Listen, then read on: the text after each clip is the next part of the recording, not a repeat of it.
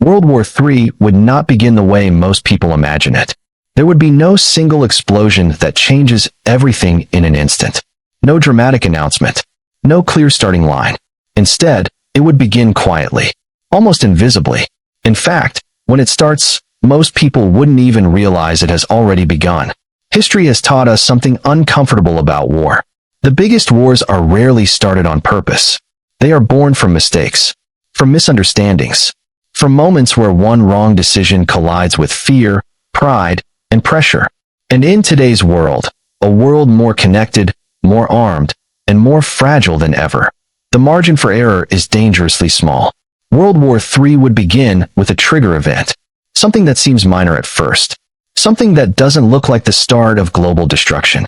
A military miscalculation, a radar signal misread in the dark, a commander interpreting data under extreme pressure, a decision made in seconds that cannot be undone. It could be a drone, unmanned, silent, flying through contested airspace. One nation claims it crossed a border. Another insists it didn't. Missiles lock on. The drone is shot down. No casualties. No cities destroyed. But the message is clear. Lines have been crossed. Or perhaps it begins with a missile test. A routine test. The kind that happens dozens of times every year. But this time, something goes wrong. The missile veers off course. Its trajectory looks threatening. Radar systems light up across the region. Early warning alarms are triggered. And suddenly, what was meant to be a test looks exactly like an attack. There is no time for calm discussion. No time for diplomacy. Leaders have minutes, sometimes seconds, to decide how to respond. And when nuclear-capable nations are involved, hesitation can feel just as dangerous as action. Or maybe the first spark comes not from the sky, but from the digital world. A massive cyberattack. Power grids shut down. Air traffic systems fail. Banking networks freeze. Hospitals lose access to data. No bombs. No smoke. Just silence and chaos. Within hours, intelligence agencies trace the attack to a specific country. But cyber warfare is deceptive. Attribution is never certain. Code can be planted. Fingerprints can be forged. And when blame is assigned too quickly to the wrong nation, retaliation follows. This is how wars begin in the modern age. Not with soldiers charging across borders, but with confusion, fear, and assumptions. History is filled with examples of this pattern. World War I did not start because the world wanted a global war. It began with an assassination. A single event that triggered alliances, mobilizations, and ultimatums. Within weeks, the world was burning. World War II followed a similar path. Escalation after escalation. Each side believing it was acting defensively. Each decision justified in the moment. Until the conflict became unstoppable. Today, the world is standing on even thinner ice. Because now, the weapons are faster. The response times are shorter. And the consequences are far greater. Across the globe, tension zones already exist. Places where opposing forces face each other every single day. Eastern Europe, where borders are heavily militarized. Where NATO forces and Russian forces operate in close proximity. One aircraft flying too close. One artillery shell landing in the wrong place. One misunderstanding during a military exercise. The Middle East, a region shaped by decades of conflict. Multiple powers operating in the same airspace. Proxy forces backed by global rivals. Missile strikes answered by missile strikes. Every retaliation raising the risk of a wider war. The South China Sea, one of the most strategically important waterways on Earth. Heavily patrolled. Heavily contested. Naval vessels shadowing each other. Fighter jets intercepting at high speed. A single collision. A single shot fired in panic. And suddenly, regional tensions turn global. The Korean Peninsula, where the war never truly ended. Nuclear threats. Military drills. Constant readiness. One misinterpreted launch. One aggressive response. And escalation becomes inevitable. These are not hypothetical dangers. They are daily realities. And all it takes is one mistake. Once that mistake happens, the situation changes instantly. Blame is assigned. Statements are issued. Ultimatums are delivered. Alliances activate. Defense treaties, signed decades ago, suddenly come into effect. A conflict between two nations becomes a conflict between many. Troops are mobilized. Naval fleets move into position. Airspace is closed. The world watches, but can do nothing to stop the momentum. Because war, once set in motion, has its own logic. Each side believes it must act, to show strength, to avoid appearing weak, to deter further aggression. But every move is seen as a threat by the other side. And so the cycle accelerates. Hours turn into days. Days turn into full-scale military operations. And before most civilians understand what is happening, World War III is no longer a possibility. It is a reality, not announced, not declared, but unfolding, quietly, relentlessly, across the globe. And this is only the beginning. Because how the war starts is nothing compared to what comes next. If World War III begins, it will not begin the way most people imagine. There will be no mushroom cloud rising over a city, no shockwave tearing through streets, no screaming headlines at first. In fact, cities will not be the first target. Not New York, not London, not Beijing, not Moscow. The first battlefield will be far above them, above every border, above every nation, above every human being. Space. Because modern war no longer begins with bombs. It begins with blindness. Military experts around the world agree on one thing. The first attacks of a global war would not strike the ground. They would strike the sky. Specifically, communication satellites. Small, silent, orbiting thousands of kilometers above Earth. Most people never think about them. Yet these machines control almost everything. Your phone, your bank, your navigation, your weather forecast, your military defenses. Without satellites, modern civilization doesn't just slow down. It collapses. Right now, more than 7,000 active satellites orbit our planet. Some are civilian. Many are not. They belong to global superpowers. They watch. They listen. They calculate. They guide missiles to their targets. They allow drones to strike with precision. They synchronize entire armies in real time. And in World War III, they would be hunted. Why satellites? Because destroying them does something no bomb ever could. It disables an enemy without firing a single shot on land. No warning. No evacuation. No visible enemy. Just sudden confusion. Sudden chaos. Sudden silence. Satellites control GPS. Without GPS, commercial airplanes lose navigation accuracy. Pilots are forced back to old-school methods. Flights are grounded worldwide. Military jets lose targeting precision. Drones lose their ability to strike. Missiles can no longer guarantee accuracy. A modern army without satellites is an army fighting blind. Satellites control the internet backbone. Global data doesn't just travel through cables. It bounces through space. Disable satellites, and entire regions go offline. No social media. No news updates. No communication between governments. People don't panic immediately. They just notice something feels wrong. Pages don't load. Calls don't connect. Messages don't send. Then they realize it's not a glitch. Satellites control financial systems. Banks rely on precise timing signals from space. Stock markets, ATMs, credit card networks, all synchronized by satellites orbiting Earth. Take those satellites offline, and money stops moving. Cards decline. Markets freeze. Accounts become inaccessible. Not because the money is gone, but because the system that moves it is dead. Satellites even control weather monitoring, storm tracking, hurricane warnings, climate models. Without them, governments lose the ability to predict disasters. Air traffic loses weather guidance. Naval fleets sail blind into storms. Nature becomes another enemy.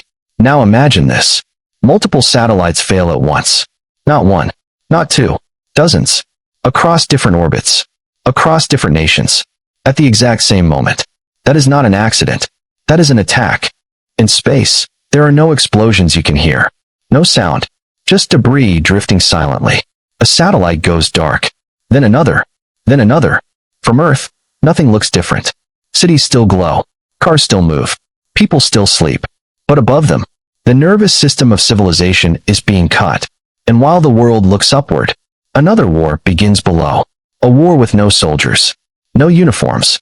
No front lines. Cyber war. At the same moment satellites are targeted, massive cyber attacks are launched. Not random hacks. Not criminals. State-level attacks. Designed for one purpose. Total disruption. Banks are hit first. Servers overload. Transactions fail. Internal systems lock employees out. Money doesn't disappear. but it becomes unreachable. Panic spreads faster than any virus. Then power grids.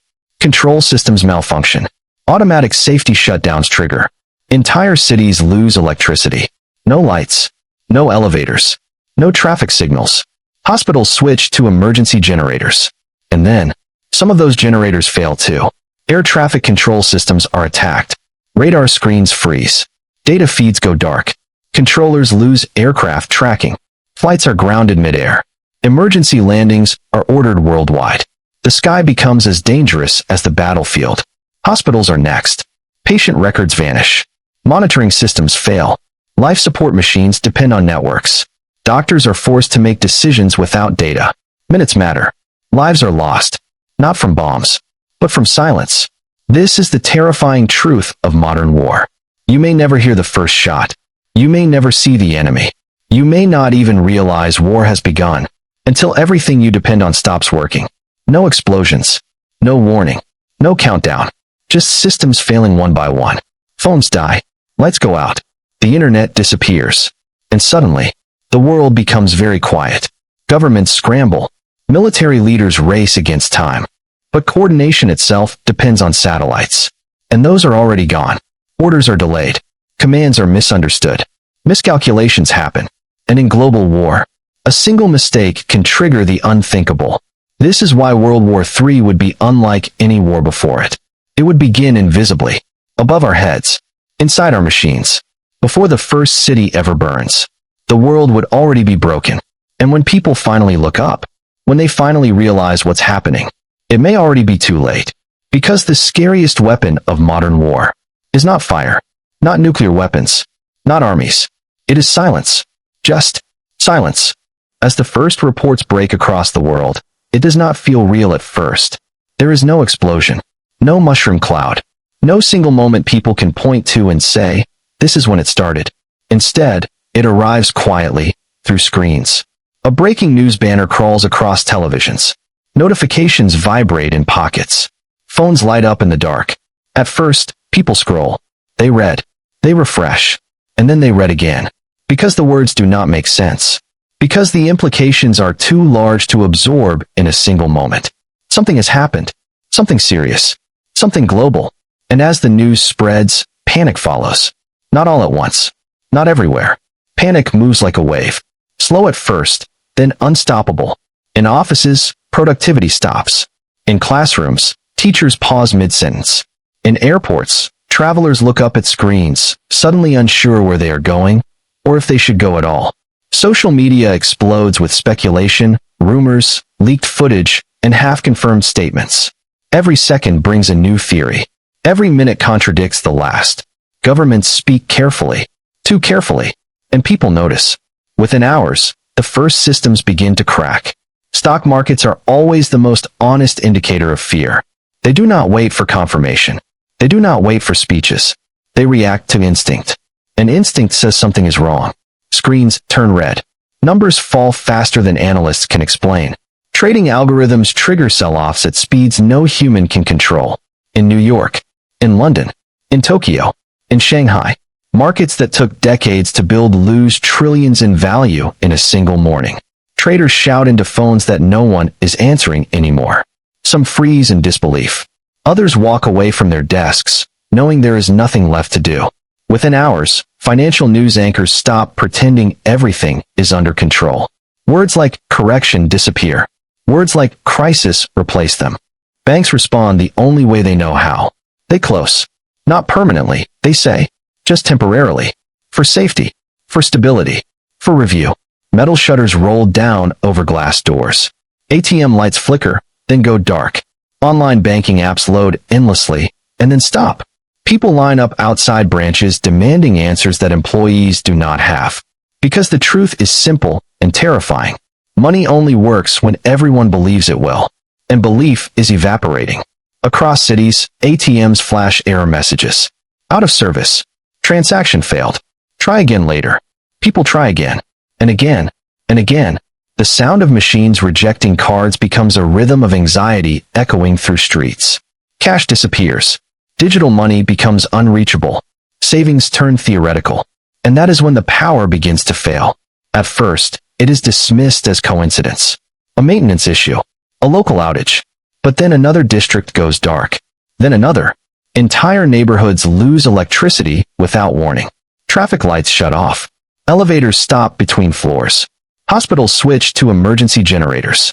From the sky, the pattern is impossible to ignore. Major cities, once glowing symbols of civilization, begin to flicker like dying stars. Rolling blackouts. Planned, officials claim. Controlled, they insist. But people can feel the difference between control and collapse. Mobile networks strain under the weight of millions trying to call, text, and stream at the same time. Towers overload. Signals drop. Calls cut out mid-sentence. No service. Two words that have never felt so heavy. For the first time in decades, people are unreachable. Families cannot confirm if loved ones are safe. Emergency services struggle to coordinate. Information fragments into isolated pockets of fear. Silence spreads. And in that silence, instinct takes over. People move toward one place. Food. Grocery stores fill faster than during any natural disaster in modern history. Carts collide in aisles. Hands grab whatever is left. Water. Canned goods. Anything with a long expiration date. Shelves empty in minutes. Employees stop trying to restock. There is nothing left in the back. Arguments break out. Then fights. Then silence again. The kind that follows when people realize there is no more to take. Modern cities were never designed for this. They were built on assumptions. On constant delivery. On uninterrupted systems. Most major cities carry only 3 to 5 days of food. 3 to 5 days, if everything works. And nothing is working anymore. Warehouses stand full but unreachable. Transportation networks fail without power and fuel. Supply chains, once global marvels, unravel in real time. The illusion of abundance collapses. Glass towers loom over empty streets, monuments to efficiency without resilience. Modern civilization reveals its fragility. Governments appear on television, urging calm. Presidents, prime ministers, officials standing behind podiums with flags carefully placed behind them. Their words are measured, reassuring, practiced. They promise stability. They promise solutions. They promise that there is no need to panic. But trust is already gone. People notice what leaders avoid saying. What questions go unanswered. What timelines are missing. Broadcasts glitch. Feeds cut out. Statements contradict earlier ones. And the message becomes clear, even without being spoken. This is bigger than anyone is admitting. Across the world, military movements quietly accelerate. Troops reposition. Airspace closes. Naval fleets disperse. Satellites track everything, until some of them go dark. No declarations are made. No official war is announced. Because this war does not begin with speeches. It begins with systems failing. With connections breaking. With everyday life becoming uncertain. By the end of the first 24 hours, the world feels different. Heavier. Smaller. More dangerous. People stop asking if something is happening. They start asking how bad it will get. And then comes the realization, slow, unavoidable, and chilling. This war is not approaching. It is not building. It is not coming. It is already here. Not on distant battlefields. Not only between armies. But inside cities. Inside networks. Inside the systems that once made the world feel stable. The first day ends not with explosions, but with darkness. And the understanding that tomorrow will not be better. It will only be more real. Once blame is assigned, everything changes. Not because the truth is clear, but because decisions can no longer wait. In moments like these, the world does not ask who is right. It asks only one question. Who stands with whom? Behind closed doors, phones begin to ring. Encrypted messages move faster than headlines.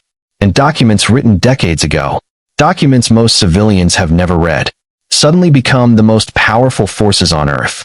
Treaties activate automatically, not through emotion, not through anger, but through obligation. Agreements signed in peacetime, debated in calm rooms, and forgotten by the public, now awaken. Lines written in legal language transform into real-world consequences. A promise made years ago now demands action, and there is no pause button. Emergency meetings are called within minutes. In Brussels, NATO leaders rush into secure rooms. Some arrive without sleep, others without certainty. Large screens glow with maps of the world. Red zones, flashing alerts, live satellite feeds, Generals speak in measured tones. Politicians choose words carefully. Every sentence is weighed, because one wrong phrase could move armies. This is not panic. This is procedure. Article clauses are read aloud. Scenarios are reviewed. Response options are listed. And while the public still argues online, the most powerful military alliance in history is already preparing for the unthinkable. NATO does not ask if it should respond. It asks how. Because once the threshold is crossed, inaction becomes a decision of its own. Across the world, the same process begins to unfold. In Asia, defense pacts activate. Security agreements once described as precautionary now take on new meaning. Naval commands receive new orders. Air bases move to high alert. Joint task forces that existed only on paper become operational overnight. Radar systems are recalibrated. Missile defenses are tested. Command chains tighten. Allies check on allies. Not out of trust alone, but because uncertainty is more dangerous than coordination. The Pacific grows tense. Warships reposition. Fighter squadrons disperse. Strategic choke points are suddenly watched. With obsessive precision. No shots are fired. Not yet. But the silence itself becomes heavy. Because everyone knows what comes next. Then, something even more dangerous happens. Neutral nations begin to feel the pull. Countries that tried to stay out. Countries that avoided choosing sides. Countries that believed distance would protect them. They receive calls. Diplomatic language fills the air. Shared security. Regional stability. Mutual responsibility. But beneath the words is pressure. Economic pressure. Military pressure. Political pressure. Because in a global conflict, neutrality becomes a luxury few can afford. Airspace access is requested. Ports are discussed. Intelligence sharing is proposed. Each small cooperation pulls a nation one step closer to the storm. And slowly, the map begins to change. Countries once marked gray turn blue or red. What started as a single incident now involves dozens of nations. Not because they want war, but because the system demands alignment. Globalization, once praised for connection, now accelerates escalation. Financial markets react before diplomats finish speaking. Supply chains shudder. Energy routes become leverage. Stock exchanges fall not from bombs, but from fear. News networks switch to nonstop coverage. Experts debate outcomes. Former generals explain scenarios. But no one can explain how to stop momentum, because momentum is no longer human.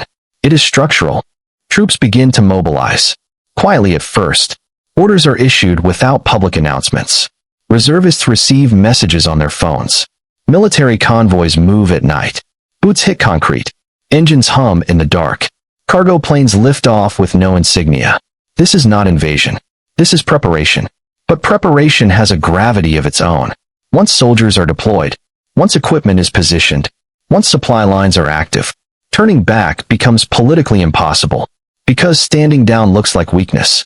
And weakness, in times like these, is seen as invitation. Airspace closes. Commercial flights vanish from radar screens. Departure boards fill with one word. Cancelled. Civilian skies fall silent. In their place, military aircraft take priority. Refueling tankers. Surveillance drones. Rapid response fighters. Every unidentified signal is questioned. Every blip is tracked. A single miscommunication now carries enormous risk. Because intense airspace. Seconds matter. And mistakes do not get apologies. Borders harden overnight. Temporary checkpoints become permanent. Soldiers replace customs officers. Concrete barriers appear where roads once flowed freely. Families are separated. Trade slows. Refugees begin to move. Not from war zones yet, but from fear. Passports lose power. Visas are suspended. Trust between nations thins. The world begins to resemble its darkest chapters. Not because history is repeating itself exactly, but because human behavior is. Every side insists they are acting defensively. Every press conference repeats the same message. We seek stability. We will protect our people. We are responding, not provoking. And each statement is true. That is what makes it dangerous. Because when everyone believes they are defending, no one believes they are escalating. Weapons are positioned just in case. Missiles are armed as a deterrent. Exercises are conducted for readiness.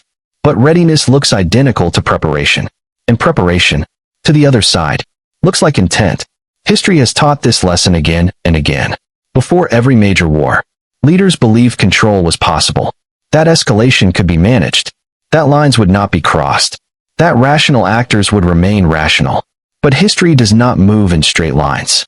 It moves in pressure, in misunderstanding, in miscalculation, in moments where someone reacts too fast or too late. And when alliances are active, a single spark does not stay small. It spreads. Because once everyone prepares for defense, offense becomes inevitable, not by desire, but by logic, not by madness, but by momentum. And in that moment, the world does not fall into war suddenly. It slides, quietly, relentlessly, until one day, people look back and ask, how did it get this far? And the answer will be simple. It always is. It started when alliances activated. The first physical strikes finally happen, not with chaos, but with precision. For weeks, the world stood at the edge, watching warnings scroll across screens, listening to officials speak in carefully chosen words. Now, those words mean nothing, because somewhere, far from cameras and civilians, a silent order is given, and the age of theory ends.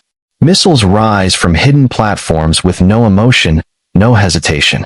They travel faster than sound, guided by satellites and algorithms written years before anyone knew this day would come.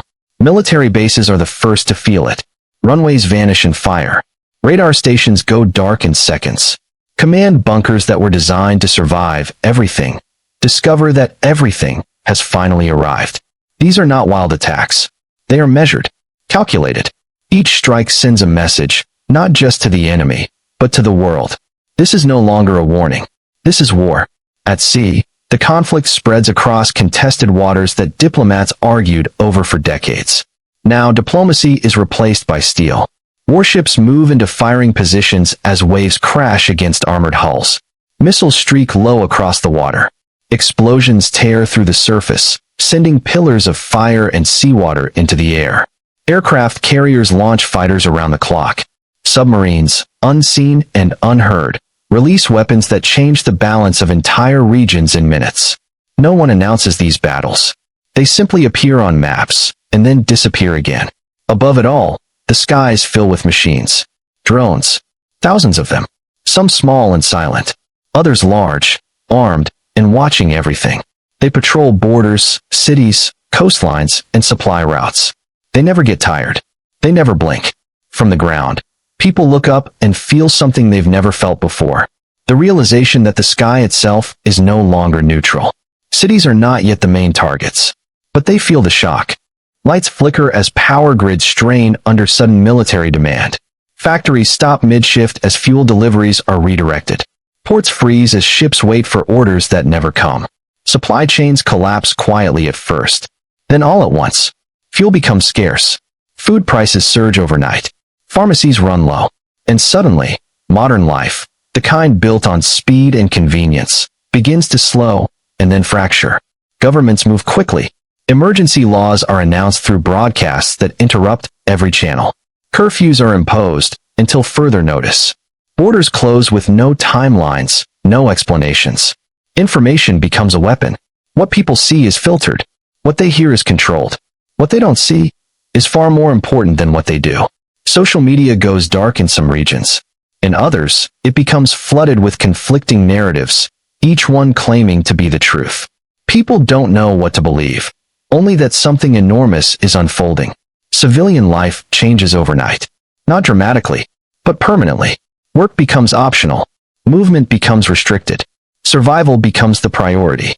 Families gather around radios and dim screens, trying to read between the lines of official statements.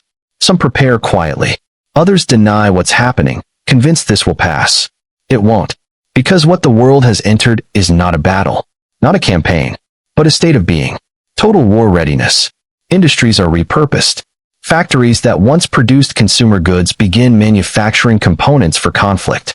Transportation networks are reorganized for military priority. Every nation involved shifts its economy, its laws, and its people toward a single purpose: endurance. This is the phase where wars stop being fought only by soldiers. They are fought by systems, by infrastructure, by populations. And once a world reaches this point, history shows us something terrifying. There is no clean way back, only escalation or exhaustion. And as the conventional war phase expands, one truth becomes unavoidable. This is only the beginning. Even without nuclear weapons, the damage is enormous. In fact, it is almost invisible at first. No mushroom clouds. No cities instantly erased from the map. No single moment the world can point to and say, this is when everything ended. Instead, collapse begins quietly. Through systems. Through networks. Through decisions made far from the battlefield. This is economic warfare. And it is just as deadly. Global trade halts. Not gradually. Not slowly. It stops. Cargo ships remain anchored offshore, engines silent. Ports that once moved trillions of dollars each year fall eerily quiet. Cranes stand frozen midair, as if time itself has paused. Factories wait for parts that will never arrive. Retail shelves empty, not because of panic, but because nothing is coming to refill them. The global economy, built on constant motion, suddenly cannot move. Shipping lanes are blocked. The narrow arteries of global commerce. The straits, canals, and choke points become zones of confrontation. Insurance companies pull out. Commercial captains refuse to sail. Military vessels take their place. A single blocked passage can paralyze continents. Oil doesn't flow. Food doesn't arrive. Medicine expires in warehouses thousands of miles away. The oceans are still there, but the world no longer moves across them. Air travel becomes almost non-existent. Civilian skies go dark. Airports that once handled hundreds of thousands of passengers a day now echo with emptiness. Departure boards are filled with one word: canceled. Planes are grounded not by weather, but by risk. Fuel shortages, airspace closures, fear of escalation. Only military aircraft remain in the sky, tracing invisible lines of power overhead. The world shrinks rapidly when people can no longer move. Currencies begin to lose value. At first, it looks like volatility. Markets fluctuate. Analysts reassure. Governments deny. Then confidence breaks. Exchange rates collapse overnight. Savings evaporate in days. Wages can no longer keep up with prices. Money still exists, but it no longer means the same thing. People stop asking how much does it cost? They start asking, can I even get it? Inflation explodes. Not by percentages, but by realities. Food prices double, then triple, then disappear entirely. What was once affordable becomes unreachable. What was once stable becomes fragile. Entire economic systems, balanced on debt and trust, begin to tear apart. Governments print money to survive, and in doing so, destroy what little value remains. Entire populations fall into poverty within weeks. Not years, not generations. Weeks. Middle classes vanish. Professionals become dependent on aid. Cities transform as homelessness spreads beneath glass towers built for a world that no longer exists. This is not collapse in one country. This is synchronized failure across regions. There is no safe economy left to stabilize the rest. Technology-dependent societies suffer the most. The more advanced the system, the more fragile it becomes. Smart cities go dark. Automated logistics fail. Digital infrastructure collapses under cyber pressure and physical neglect. Servers shut down. Networks fragment. Data disappears. When technology stops, modern life does not degrade. It stops. No parts. No maintenance. No backups. Machines break and stay broken. Hospitals lose advanced equipment. Power grids fail without replacement components. Transportation systems shut down piece by piece. The world realizes something too late. Modern civilization is not resilient. It is efficient, and efficiency does not survive disruption. Economic warfare proves more effective than bombs. There are no ruins to rebuild. No single enemy to defeat. Just a planet full of systems that no longer function together. People don't die in explosions. They die waiting. Waiting for medicine. Waiting for food. Waiting for systems that used to work yesterday. World War III proves something brutal. Civilizations do not collapse only from violence. They collapse when coordination ends. When trust disappears. When supply chains fracture. When cooperation is replaced by survival. This is not a war of soldiers alone. It is a war against functionality. You don't need bombs to destroy a civilization. You only need to stop it from working. Stop the flow of goods. Stop the movement of people. Stop the trust in money. Stop the systems that connect millions of strangers into one functioning society. And once that happens, recovery is no longer guaranteed. Because when systems fail globally, there is no outside world left to help. No unaffected economy. No stable superpower. No neutral ground. Only fragments. Trying to survive in a world that no longer operates as one. This is the final battlefield of World War III. Silent, systemic, and devastating. As the war drags on, something invisible begins to grow. Not on the battlefield, not on the maps, but inside the minds of those in power. Losses continue to rise. Day after day, week after week. Entire units disappear from the front lines. Advanced weapons systems fail to deliver victory. Carefully planned operations collapse into chaos. What was once called a short conflict has become a grinding war of exhaustion.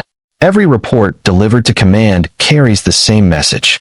More casualties, more territory lost, more pressure. Pressure from generals, pressure from politicians, pressure from allies demanding results, pressure from populations growing tired, angry, and afraid. The numbers are no longer abstract. They are faces. They are names.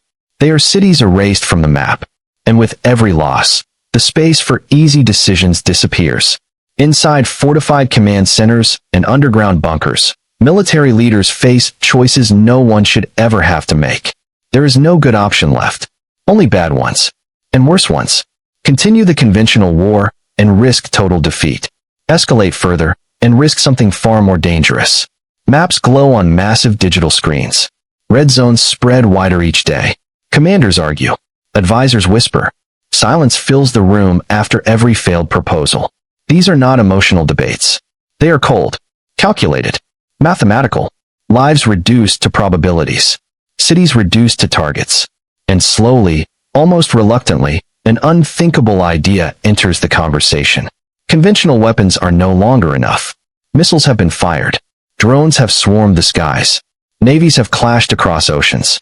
Yet the enemy still stands. Factories continue to operate. Supply lines adapt. Resistance hardens. The tools that once defined modern warfare now feel insufficient. This is the moment history warns us about. The moment when frustration overrides restraint. Someone says the words quietly at first, almost as a theory, almost as a suggestion. Limited nuclear use. Not a full strike. Not cities. Not annihilation. Just tactical. Smaller. Localized. Controlled. The phrase sounds technical. Almost harmless. Tactical nuclear weapons. Designed for the battlefield, not population centers. Measured in kilotons, not megatons. Presented as tools of precision, not destruction. The justification is delivered calmly. These weapons, they say, could break enemy formations. They could end the war quickly. They could save lives in the long run. A single strike. A demonstration of resolve. A shock strong enough to force surrender. The language is careful. The tone is reassuring. This is not total war. This is not the end of the world. This is control.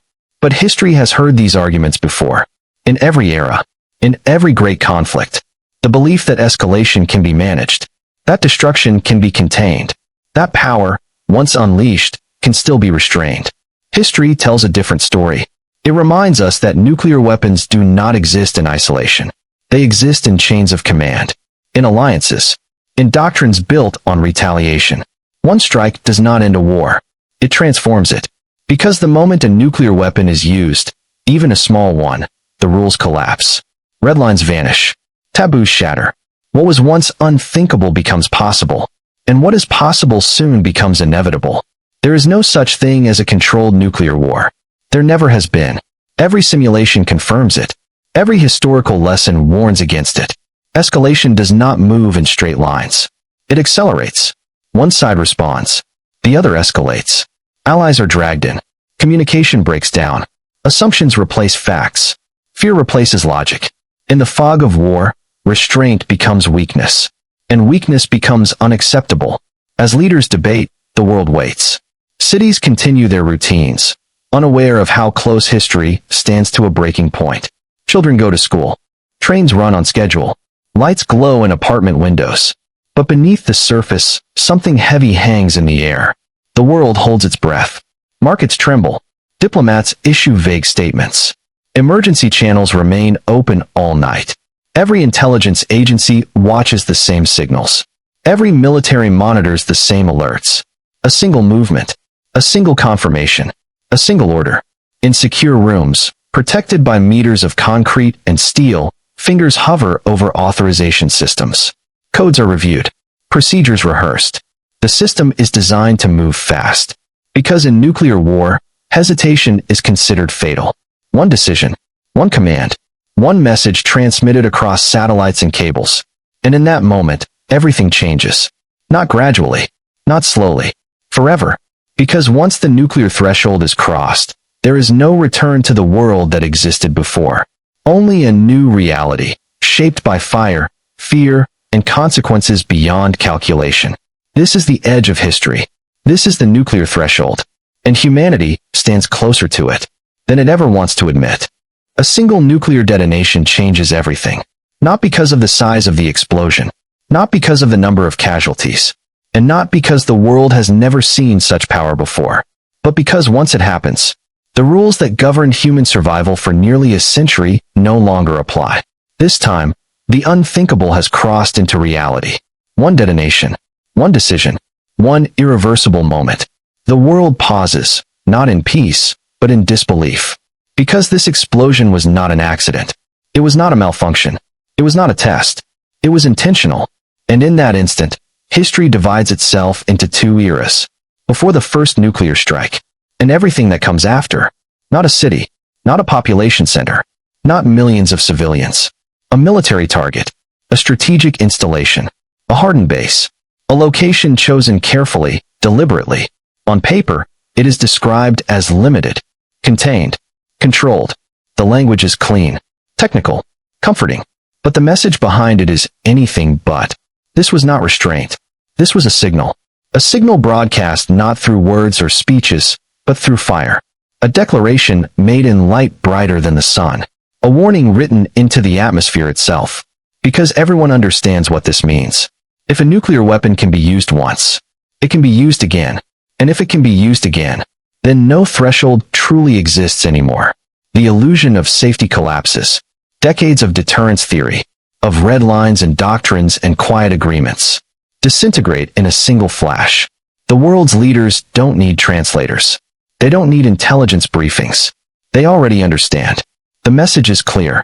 Retaliation follows. It always does. Not out of rage, but out of fear. Fear of appearing weak. Fear of losing strategic balance. Fear that hesitation now will mean annihilation later. Orders are given in rooms deep underground. In bunkers designed for a world exactly like this one. No crowds. No cameras. No applause. Just confirmations. Checklists. Final authorizations. Launch sequences begin. And for the first time in human history, multiple nations prepare not for the possibility of nuclear war, but for its continuation. Global nuclear alert levels reach maximum. Every system designed to detect the end of the world is activated. Radar stations sweep the skies without rest. Satellites lock onto heat signatures and trajectory paths. Algorithms calculate impact points in seconds. Warning lights glow red across the planet. Some bases seal their doors, knowing they may never open again. Others prepare for evacuation, knowing there may be nowhere left to go.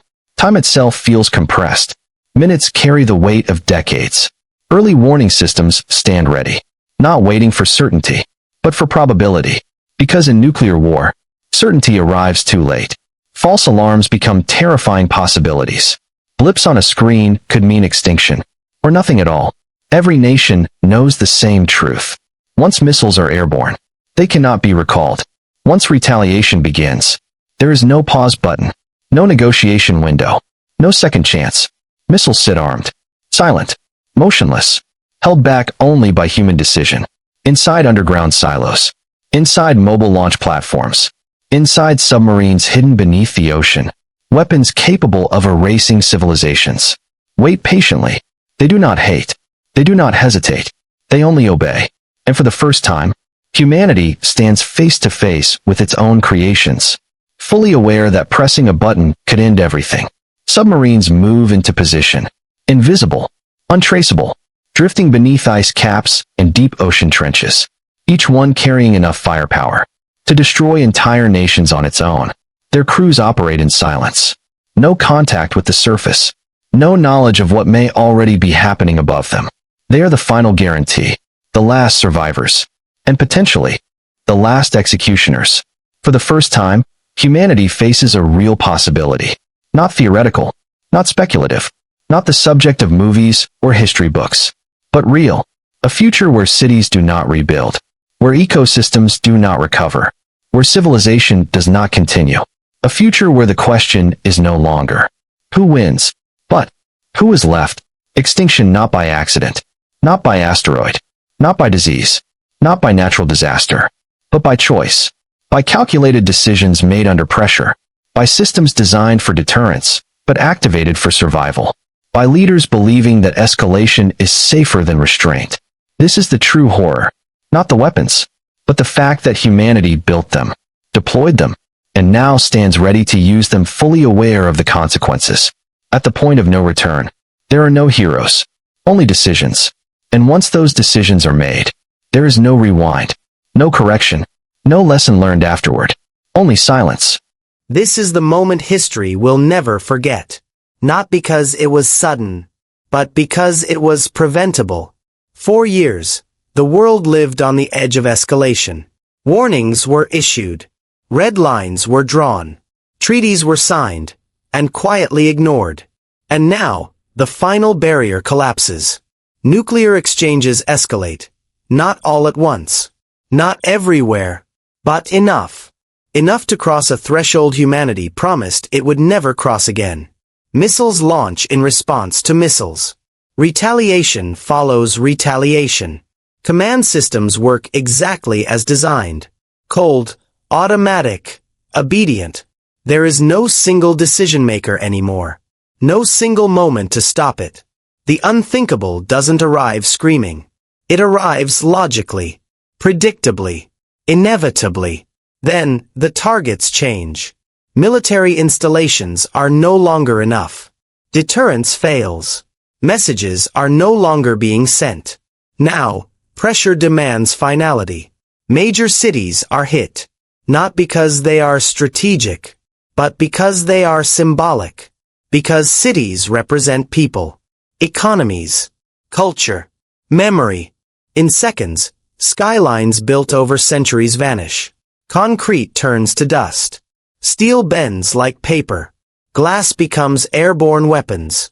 A flash brighter than the sun erases everything it touches, and casts shadows that will remain burned into stone. Millions die without understanding why. Millions more survive.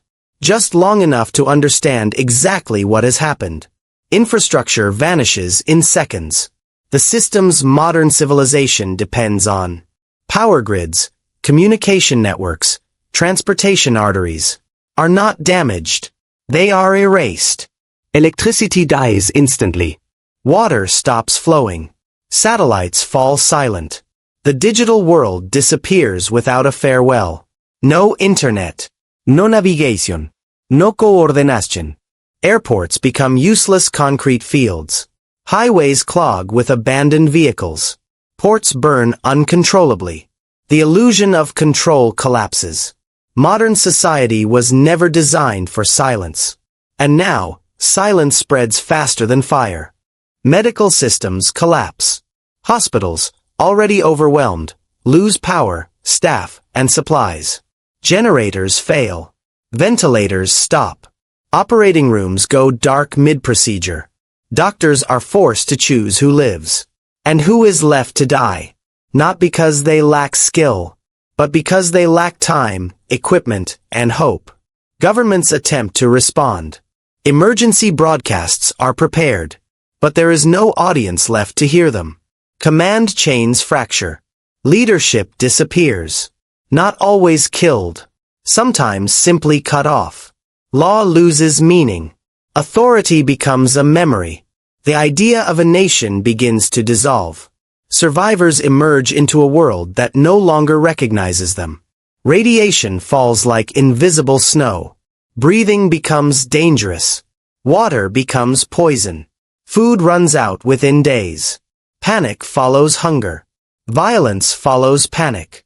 Cities once defined by order and routine become landscapes of desperation. There are no rescue teams coming. No international aid. No safe zones. Borders are meaningless now. Every human is on the same side. And it is the losing side. No side wins. There are no celebrations. No victory speeches. No flags raised in triumph. The war does not end. It simply consumes everything worth fighting over. Military power becomes irrelevant in a world without infrastructure. Wealth becomes meaningless in a world without markets.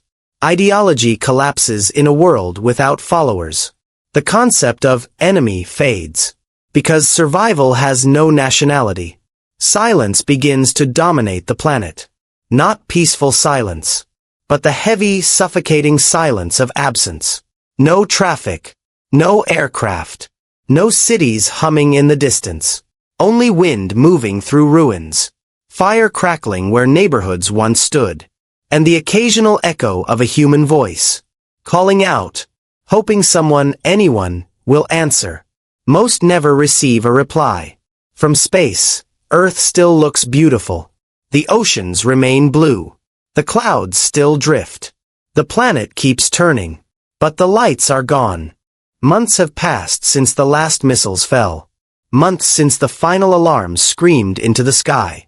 Months since the world, as it once existed, ended.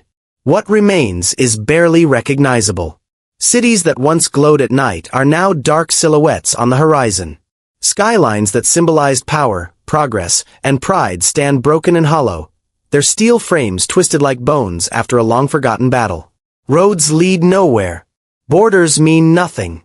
The world did not explode into nothingness. It collapsed into silence. Nature did not wait for permission to change. The climate shifted without warning, without mercy. The skies grew darker. Sunlight filtered through layers of ash and debris, turning days into dim, colorless shadows of what they once were. Seasons lost their rhythm. Winter arrived where summer once ruled. Rain fell where deserts had lived for centuries, and deserts formed where rivers once fed millions. Storms no longer followed patterns. They arrived suddenly, violently, and without explanation. Hurricanes tore through coastlines already weakened by war. Wildfires burned across continents, unchecked, unstoppable. Glaciers melted at terrifying speed, flooding lands that had survived thousands of years untouched. This was not just environmental collapse. This was a planetary response. Agriculture was among the first systems to fail. Fields that once fed entire nations turned to dust. Soil poisoned by radiation and chemicals could no longer sustain life. Crops withered before reaching maturity. Livestock died in numbers too large to count. Food supply chains, once global, efficient, and invisible, vanished almost overnight. Ships never arrived. Trucks never returned. Markets emptied. Hunger became universal. Entire regions faced famine within weeks. Governments attempted rationing, but there was nothing left to distribute. The illusion of control dissolved. And then came the population collapse. Not all at once. Not in a single catastrophic moment, but slowly, relentlessly. Some died during the initial attacks. Millions more followed from radiation sickness, untreated injuries, starvation, and disease. Hospitals, already overwhelmed, lost power, staff, and supplies. Medicine became a memory. Cities emptied. Once crowded streets echoed with footsteps that never came. Schools stood abandoned. Airports frozen in time. Planes rusting where they last landed.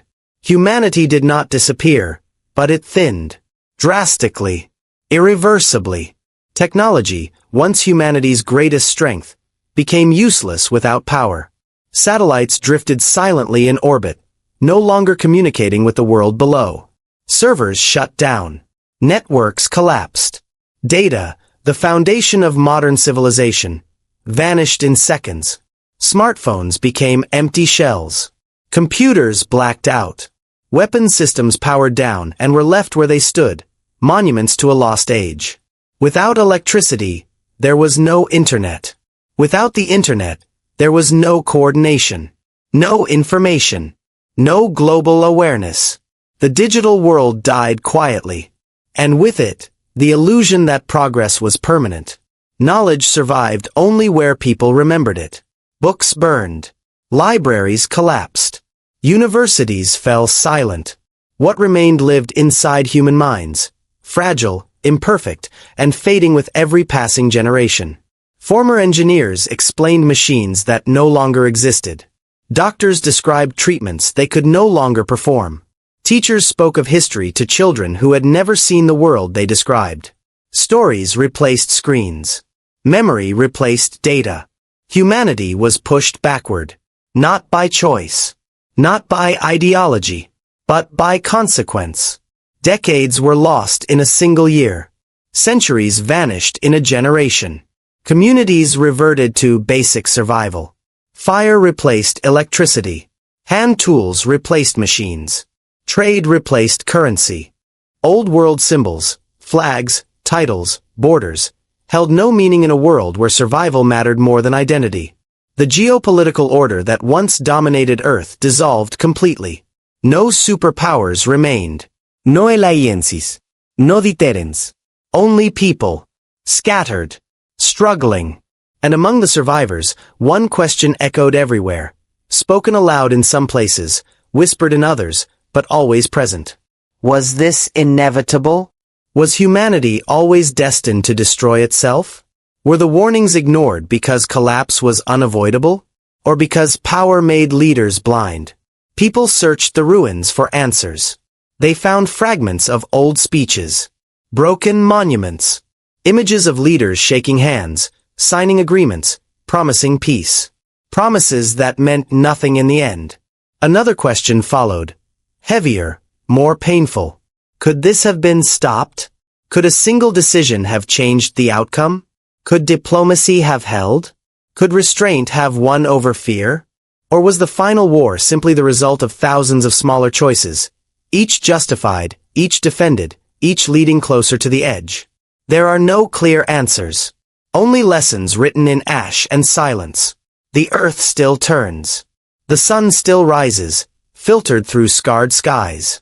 Life, in its stubborn way, continues.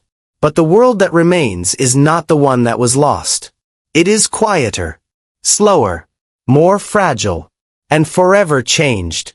This is not the end of humanity, but it is the end of an era.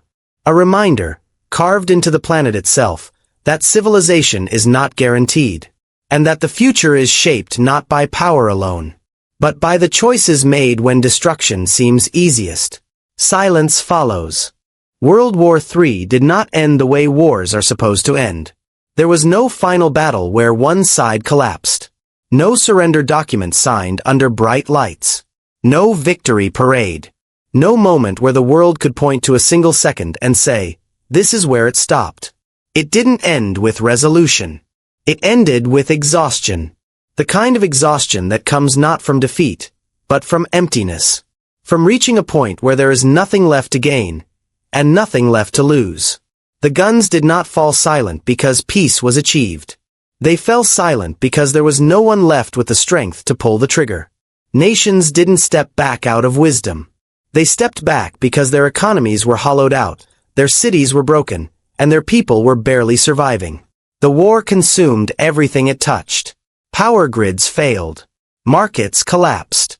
Food chains shattered. Governments lost control not in dramatic coups, but quietly, as systems simply stopped working. And when the fighting finally slowed, the world looked around and realized something terrifying. There was nothing left to fight over. The land was poisoned. The resources were destroyed. The wealth had evaporated into inflation, debt, and ash. The strategic advantages that once justified the conflict no longer existed. Oil fields burned until they were useless. Factories stood silent with no power to run them. Ports were filled with rusting ships that would never sail again. Borders still existed on maps, but they meant nothing on the ground. For centuries, wars were fought for territory, ideology, dominance, and belief. But this war stripped those ideas of meaning. No ideology could feed the hungry. No flag could rebuild a city. No military alliance could reverse the damage already done. And history, as it always does, began to blur the details. Years passed. Records were lost. Data centers were destroyed. Entire digital archives vanished. And slowly, the question of who fired first became irrelevant. History would not remember the first missile launch, or the first cyberattack, or the first miscalculation that spiraled out of control. Those details disappeared beneath a much heavier truth. Everyone lost. Not symbolically, not politically, but materially, biologically, irreversibly. The civilians who never chose a side. The soldiers who followed orders. The leaders who believed they were acting rationally. The nations that thought they could manage escalation. There were no winners, only survivors. And even survival came at a cost. Cities that once defined civilization were reduced to silent skeletons of concrete and steel. Hospitals became memory. Universities became ruins. Technology, the very thing that once connected the world, became useless without electricity, spare parts, or global cooperation. The planet itself changed. Climate patterns shifted after fires darkened the skies. Agriculture failed in regions that once fed millions. Water became a source of conflict long after the war had supposedly ended. Humanity was not pushed forward by this war. It was pushed backward. Decades in some places. Centuries in others. And in the quiet that followed, one lesson became impossible to ignore. World War III was not fought because one side was right and the other was wrong. It was not fought because of ideology, or religion, or territory, or even power in the end. It was fought because humanity failed to step back. Because leaders trusted systems more than judgment. Because speed replaced caution. Because escalation became automatic. Early warning systems detected threats, but could not detect intent. Algorithms calculated responses, but could not calculate consequences. Military doctrines planned for victory, but not for restraint. Every side believed they were acting defensively. Every side believed escalation was necessary. Every side believed the other would back down. No one did. The war didn't begin with madness. It began with confidence. Confidence in deterrence. Confidence in control. Confidence that someone somewhere would stop the chain reaction before it reached the point of no return. They didn't. And once the threshold was crossed, there was no clean exit. One decision led to another. One retaliation justified the next. One limited strike demanded a response. Until limitation no longer existed. The future, if it exists at all, will not be shaped by who controlled the most territory at the end of this war. It will be shaped by memory. By whether the survivors remember what actually caused the collapse. Not the propaganda, not the slogans, not the simplified narratives. But the truth. That the most dangerous weapons in this war were not nuclear warheads or hypersonic missiles. They were pride, speed, and the refusal to pause. If humanity rebuilds, it will do so under a shadow. A shadow cast by the knowledge that the next global war will not decide who is right. It will not clarify moral superiority. It will not resolve ideological conflict. It will not produce heroes remembered for generations. It will decide something far more final. Whether anyone is left at all. And that is the final verdict.